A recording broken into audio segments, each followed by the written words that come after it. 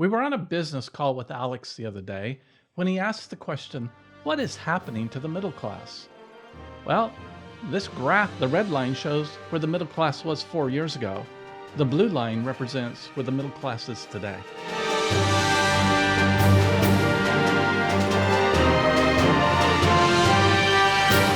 Middle class is largely defined by household income adjusted for household members. Anything from about 50,000 to 150,000 of income per person is considered middle class right now. What is happening to the middle class?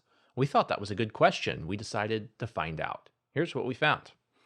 Well, the most obvious thing we found out is that inflation is really pinching the middle class. Inflation everybody feels because you go to the grocery store and what you paid last week is no longer what you're paying this week for the same grocery item.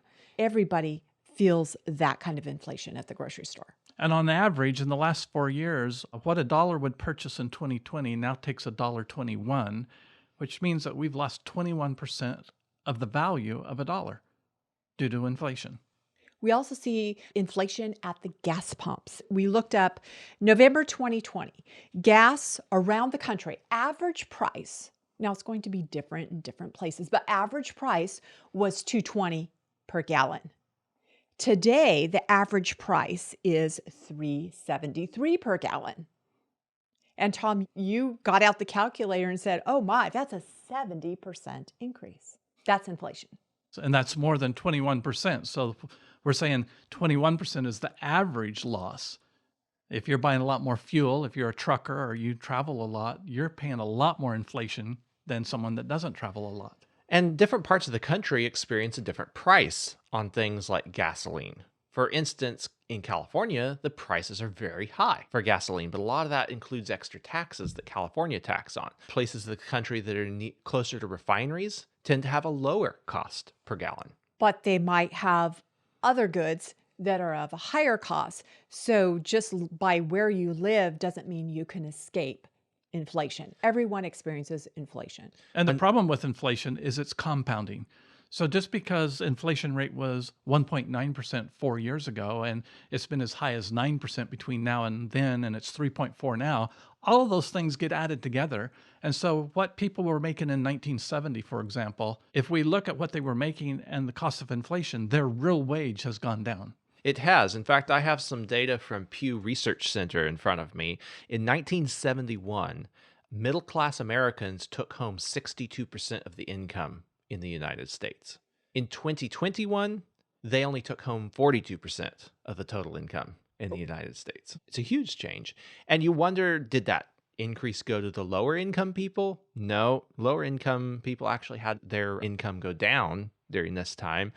That income went to the upper class. So the upper class is now receiving about 50% of the aggregate income in the United States. But that doesn't mean the lower class lived at a lower standard because of government entitlements. And this is the phenomena that the middle class gets caught in. It gets pinched from both sides. Not only do they have to pay the expenses for the upper class, they also have to pay the taxes to fund the lower class. That's not fair.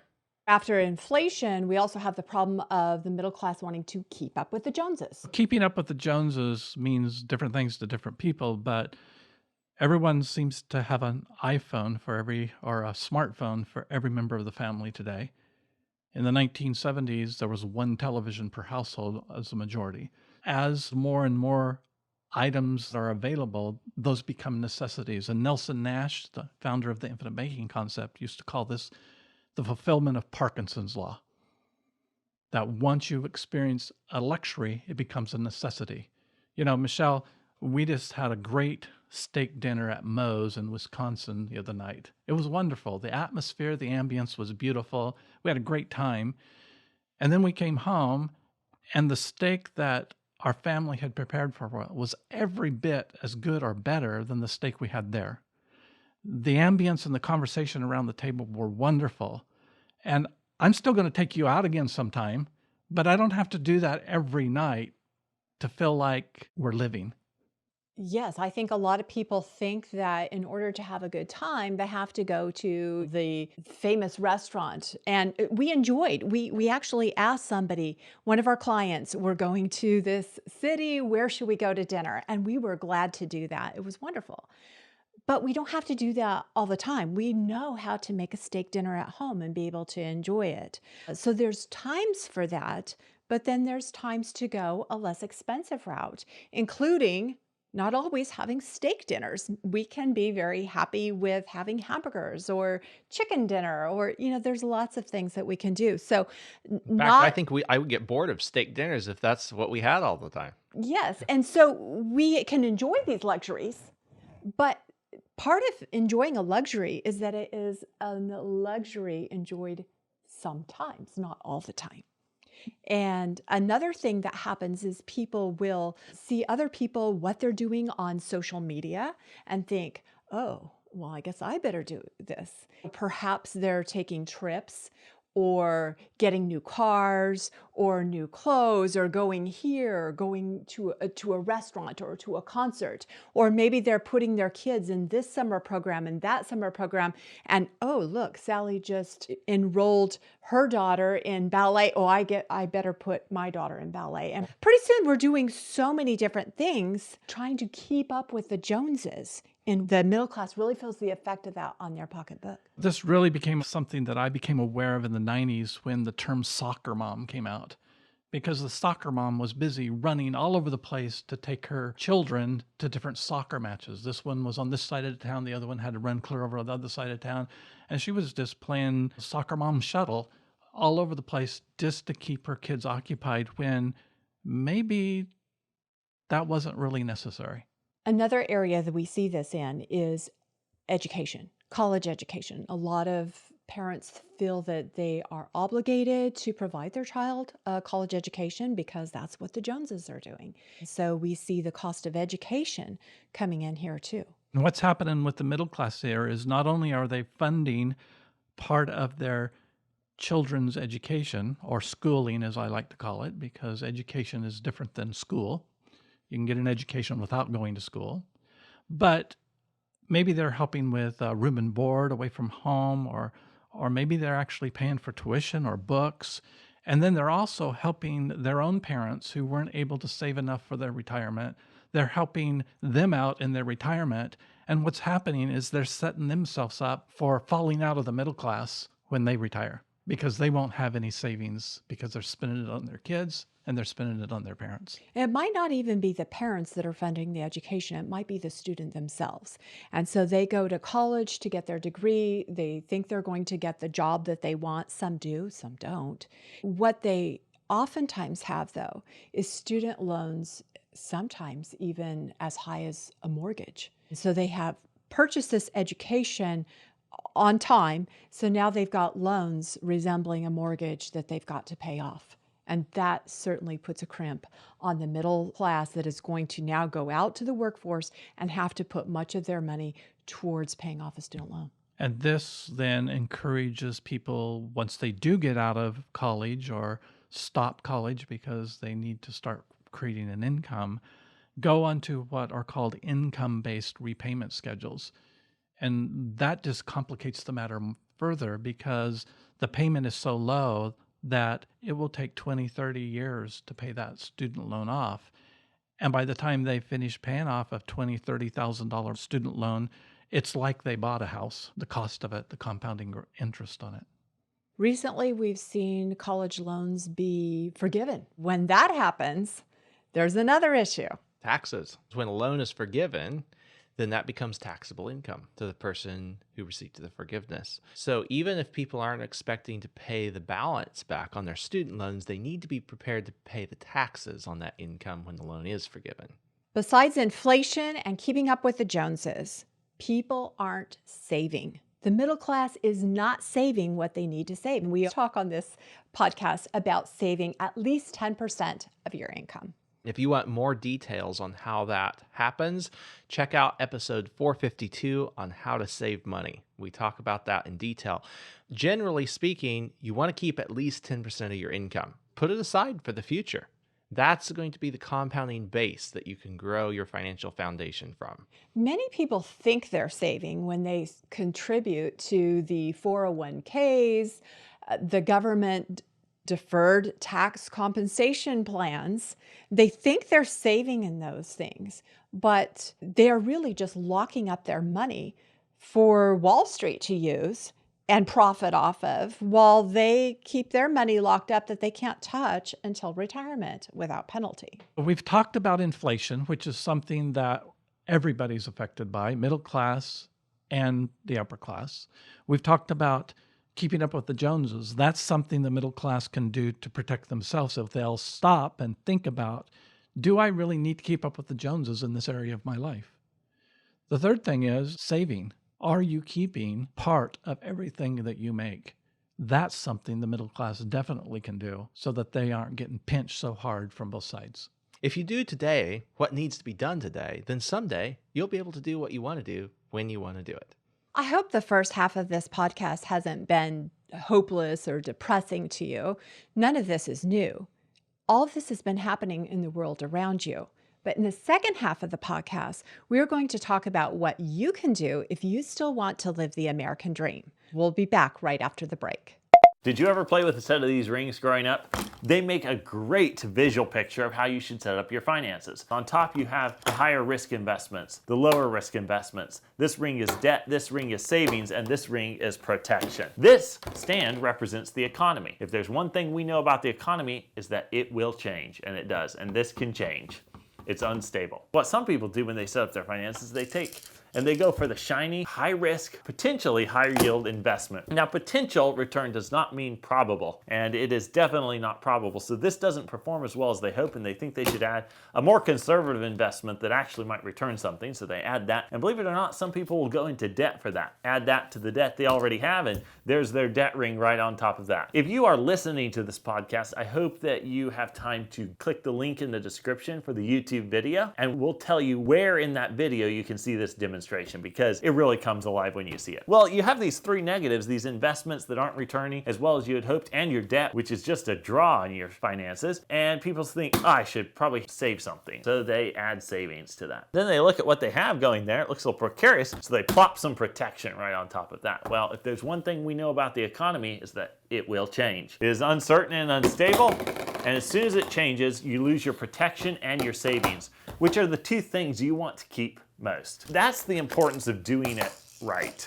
Start with protection. That makes a nice foundation for everything else you do financially.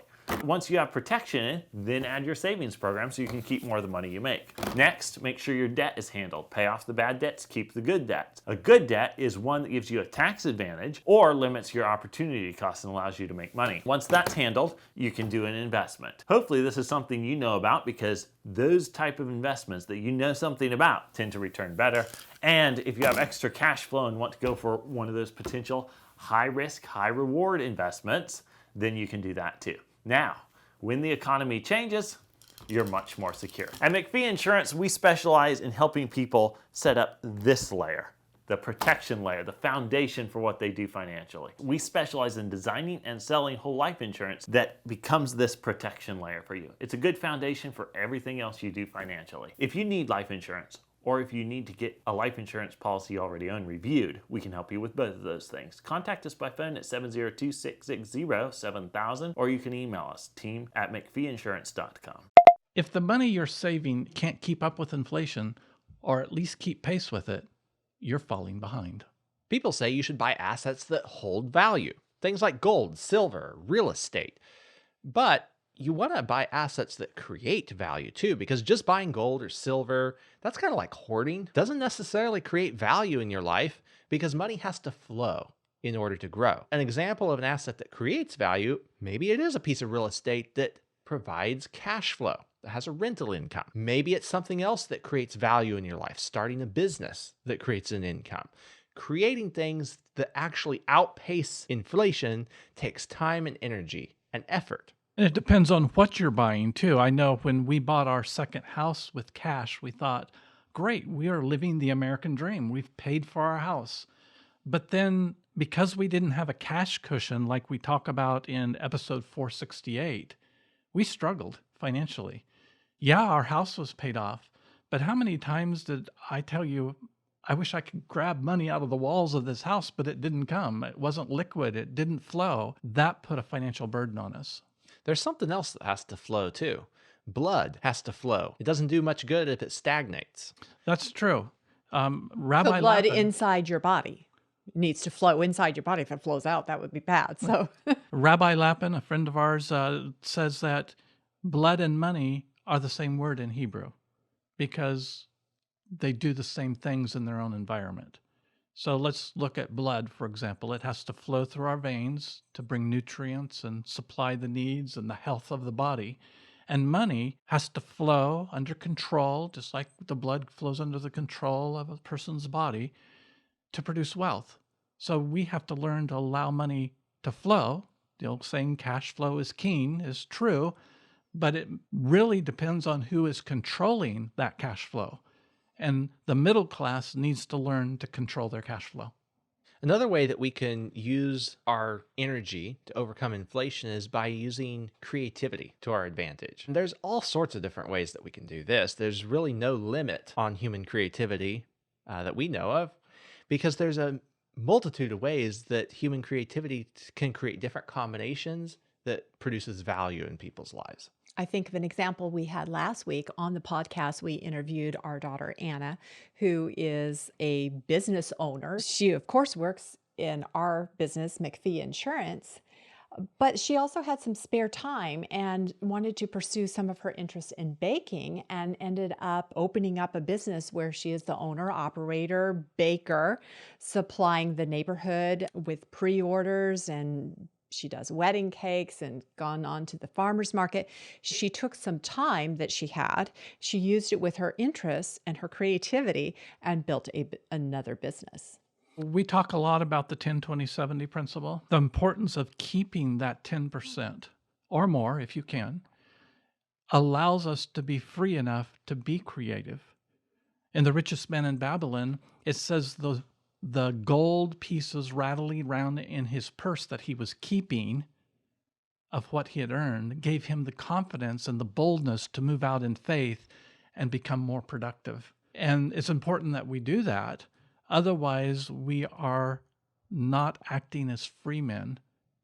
And the middle class currently is trapped between taxes and inflation and keeping up with the Joneses, and they're not keeping. And so we see this pinch getting greater and greater and greater. On the creativity subject, Stephen has an interest in woodworking, and he's been developing some new skills in a spraying lacquer finish on wooden furniture. One of the creative ways that he came up with recently to develop his skill in this area is to buy used furniture and to resell it, recoating it with lacquer in the process. Now, he's not planning to turn that per se, buying used furniture and selling it, into a business on its own, but he's using that as a way to develop a skill that he wants to develop anyway and to make a little bit of money at the same time while he learns that new skill. Yes, he's wanting that learning opportunity of using this tool to spray, to develop his experience and talent for it.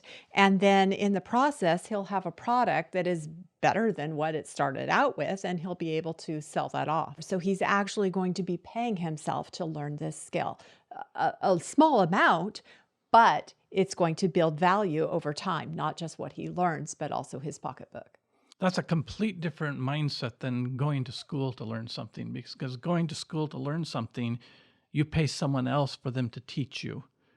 When you get an education, it's often something that you can make money at, or if you lose money, you realize, oh, I better not do that again. We always like to talk about the freedom that comes with getting knowledge and education, because that opens up creativity. That's really how the American dream was initiated, and how it came about for so many people is because of the education they got versus the schooling. Being able to start a business, even if it's a side hustle, is a great way for the middle class to be able to start avoiding taxes because they end up with a lot of things that they can write off on their taxes. So it's not like they're evading taxes, but they're just able to take advantage of some of the business write-offs that come to business owners. It's a known fact. Business owners have more write offs than W 2 wage earners. So if you're in the middle class and you're a W 2 wage earner, you're probably leaving money on the table unless you can find a way to get some business tax deductions. And if you want to know more about how to avoid taxes, and we're not saying evade taxes, that's illegal, but avoiding taxes, we talk about that in depth on episode 468. Many people that we talk to say that they never learned how to manage money. Either they never learned it from their parents or from the educational system, but they don't have to be stuck in that position. They can learn about money now to improve their lives. And they can also teach those principles to their children. I wasn't taught anything about money all through college, all through graduate school, nothing about how to manage books. It was one of my first patients when I was a chiropractor that taught me how to do bookkeeping for my office. And you had 2 doctorate degrees. That's the difference between schooling and education. You can learn a lot in school, but you may not get the education that you need to survive in the real world. And that's what's happening to the middle class today. Either they haven't learned, and if they have learned, they're not passing the knowledge that they've gleaned on to the next generation. The middle class needs to be teaching children how money really works. How do you do that? One of the ways that you can teach children how money works is to give them some money to carry for you. I remember you did that for us kids as we were growing up. When we were old enough and capable enough, you gave us money to keep for you. We were not to spend it, but we were to keep it in case you needed it when we were out. And this taught us, 1, to be comfortable with the money, and 2, that we didn't have to spend money on everything that we saw at the store. One of the things we also did is we brought you in when we were doing the books for the business and our private books so that you children could see how that was going. Your brother Jesse was just telling me the other day, he says, I remember scanning all the neat receipts into the computer. And he says, and I still remember what we were spending on groceries back when I was 12 and 13. Now he sees the cost of inflation and he sees that his wages are different than the cost increases that he's seen in the cost of groceries. That is such a helpful point of reference. And it goes back to Deuteronomy chapter 6, verse 7, where the Bible talks about teaching your children along the way, when you rise up and when you lay down. Involving your children in what you are doing. I remember you involved me in the business bookkeeping as I was growing up, when I was at an age that I could participate in that. And I learned so much about the way that money works that I've been able to put into practice financially. It's been a huge help. What has happened to the middle class? Well, number 1, inflation. What has happened to the middle class? Keeping up with the Joneses. What has happened to the middle class? They're getting pinched with taxes. None of these things that we've talked about today are immediate solutions that you do one time to fix what is happening to the middle class. But if you still want to live the American dream, you can do these things consistently and repeatedly, and it will make a mighty difference in your life.